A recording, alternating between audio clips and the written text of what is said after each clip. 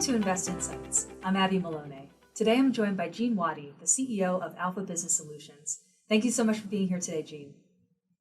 Thank you for having me. Well, Gene, you've mentioned before that what motivates you is the desire to have something that lasts, even after you're gone. How have you iterated this philosophy into your business model, and what role does creativity play in leaving that lasting impression? That's a great question. I'm a little bit old-fashioned for a CEO. At least I've been told this. I believe in leaving a positive legacy. It's not all about ending up with every dollar, in the place and not sharing it. I want to leave something behind in the form of a legacy, and I think that legacy is embodied in Alpha Business Solutions. I'm doing something different. I'm actually I'm a servant leader for my team. So the 15 folks I have that are working for me, I'm trying to instill a sense of values, family, long-term, slow, steady growth, investing, not just in the business, but investing in oneself.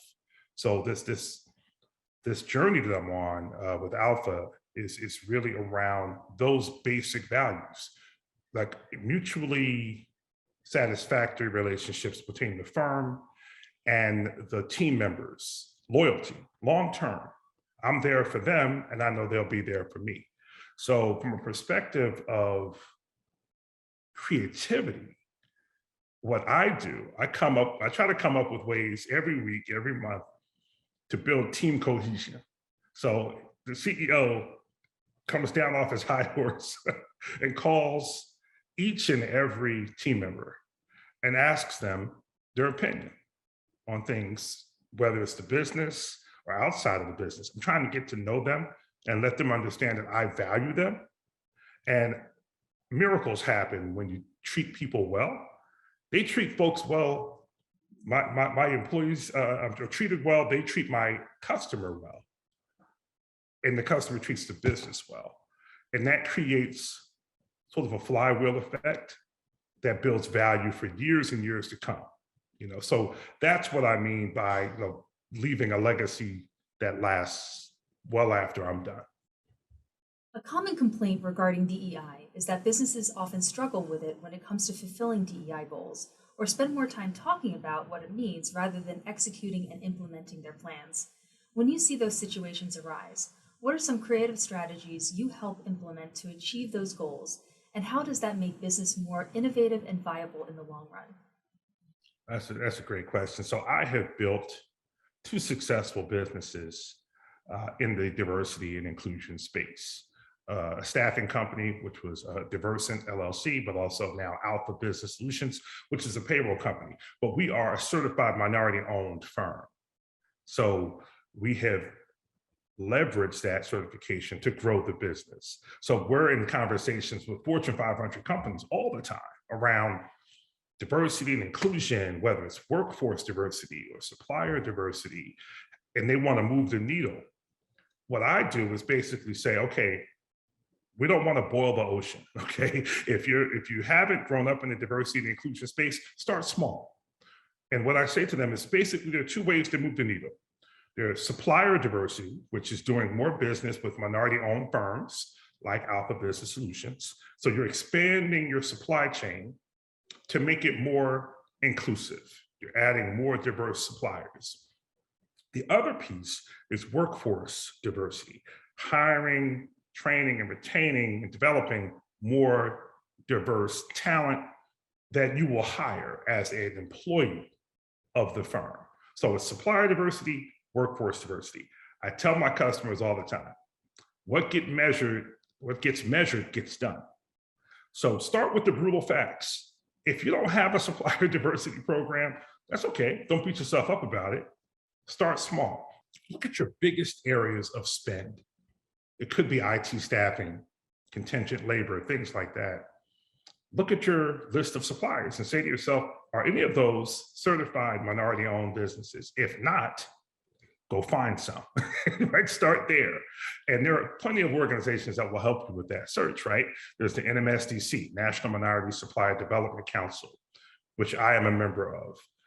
You can get in touch with them. They'll help you. They'll help you understand how to build out a supplier diversity program. They'll even recommend good suppliers that our customers can then contract with and immediately move those diversity spend numbers. Same thing with workforce diversity. My customers are looking for ways, innovative ways to hire more Black and brown people, people of color. And I say to them, it's a great time to be in this space because now that we have the adoption of remote work due to the pandemic, you can hire diverse talent wherever they are in the country, if not the world. So the opportunity is right there. So start simple. And there's plenty of opportunity to grow over time. But as far as being creative, I share with my customers the best practices, what's worked and what hasn't. With all of my, firms over the years that I've worked with, I share those experiences, right? And allow them to kind of work with us to craft an innovative and creative solution that will move the needle on the diversity paradigm. It's new for many of these customers, Abby. It's not something they've done, but the world has changed. I mean, post, the George Floyd and social justice movement, and all the things that are going on, and now we've got COVID, and the way that we work has changed. If I had said to you 3 years ago, hey, Abby, I'm going to hire you for a job, you're going to run marketing, you're going to run operations, you're going to run media relations, but you're never coming into the office. I might see you once a year if I'm lucky. You would have thought that's crazy, but that's the reality. So it does require creative thinking, and Alpha is at the forefront. So we're happy about that. Jean, you've spoken previously about how you like to win, and you often analyze competitors' vulnerabilities to take full advantage. With that said, what are some of the biggest flaws or weaknesses you're witnessing in the market, and how do you look to innovate on those missteps and succeed where others have not? It's a great question. So I've been in the staffing space now for almost 30 years, Diversent 17 years, Alpha now 4 years. And one of the best practices that I've employed is listen to what the customers are actually asking for, have very frank, sometimes off the record discussions with your customers, and then analyze the landscape of your competitors. So you'll say to yourself, the customers are looking for this. This is who we are today, and here are my competitors. Where are the gaps? What can we exploit? How can we think differently? How can we even hire differently? Bring in different points of view that will help us exploit those gaps. I can give you an example. One of the customers we've been talking to, who is now has brought us in as a new supplier, has a unique challenge when it comes to securing talent in a government-run facility, meaning they have to have security clearances and things of that nature.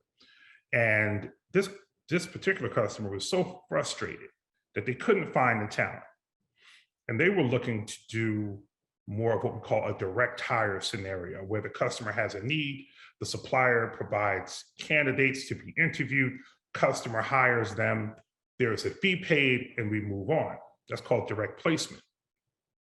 This customer had jobs open for almost a year, 76 of them. And he comes to me and says, Gene, listen, I don't know what to do. We can't find the talent, so on and so forth. I said, okay, here we go. We got to change the way we think. You've been trying to find these people through a direct hire process, and it hasn't worked. I convinced them to change their thinking to, let's look for temporary labor that we can then convert to full-time down the road.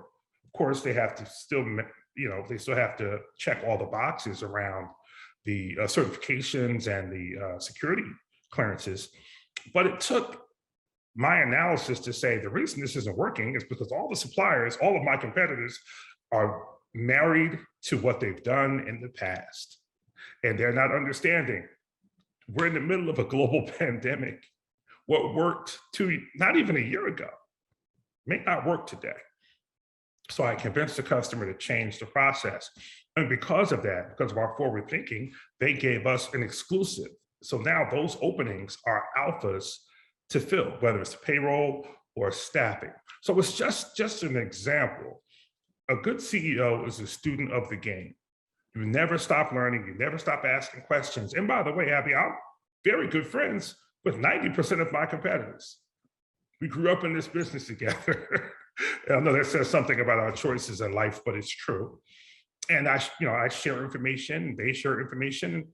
Sometimes, listen, I'm sure those folks are looking at me and saying, "Well, Gene does it this way. Let's see if I can, I can Sure. exploit some of the things that he does." But Abby, I like our chances. Alpha's grown from zero revenue in 2018 to 45 million in 4 years. Diversant grew from zero to 260 million in 17 years. So we have half a clue what we're doing. But the key to this whole thing, and I want to share this, are the people.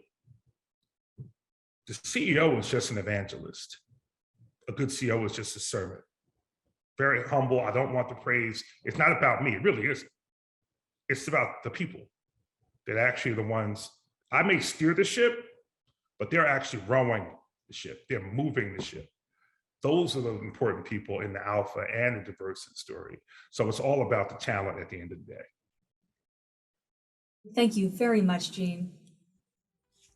Welcome. That was Gene Waddy, the CEO of Alpha Business Solutions. If you enjoyed this video, don't forget to like and subscribe to our channel to hear more CEOs and thought leaders share their opinions and advice on today's business climate. Until next time, I'm Abby Malone, and this has been Invest Insights. Thanks for tuning in.